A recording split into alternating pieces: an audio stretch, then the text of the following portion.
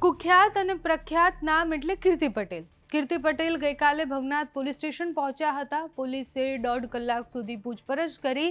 Bhavnath police સ્ટેશનમાં 2 અલગ અલગ ગુના નોંધવામાં આવ્યા છે. કીર્તિ પટેલ પર એક તો પોલીસ સામે ગેરવર્તણૂક કરવાનો અને સાથે જ ધાર્મિક લાગણીઓ જે સંતોની દુભાઈ હતી, મૃગીકુંડમાં એ સ્નાન કરવા ગયા હતા, એમાં સંતોની લાગણી દુભાઈ હતી. એ મુદ્દે એ ગઈકાલે હાજર થયા, પોલીસ સ્ટેશનમાં હાજર થયા. પછી 1.5 કલાક સુધી પૂછપરછ ચાલી.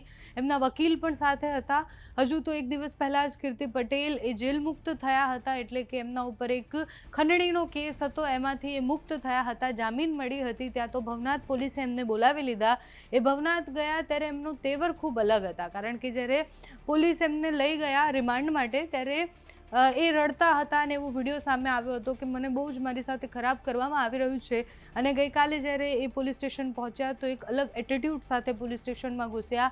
મીડિયા સામે અત્યારે બોલતા થોડા અચકાઈ રહ્યા છે. મીડિયા સામે એવું કહે છે કે હર હર મહાદેવ, સનાતનની જીત થાય છે અને પછી વકીલને ધરી દે છે કે જે પણ જવાબ આપશે એ મારા વકીલ આપશે. લીગલી વકીલે પણ બહુ બધા જવાબ આપ્યા કે 3 અલગ અલગ કેસ નોંધાયા છે, 3 અલગ અલગ કેસમાં કેવી રીતના લડવાના છે, આગળ જતાં શું કરવાના છે. કીર્તિ પટેલ જ્યારે જેલમાં જવાના હોય છે કે એટલે એમના ઉપર કેસ થવાનો હોય છે ત્યારે એ રડતા હોય છે. બીજા તેવર જે ગઈકાલે દેખાયા એ ખૂબ અલગ હતા.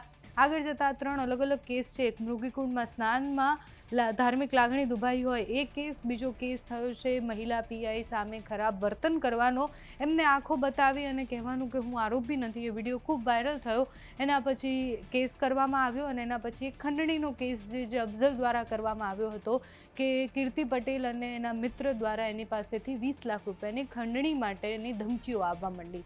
એ જે કીર્તિ પટેલ સાથે જે મહિલા હતા દિવ્યા, એ પણ અત્યારે પોલીસ કસ્ટડીમાં છે અને આગળ જતાં એની સામે પણ કાર્યવાહી થવાની છે.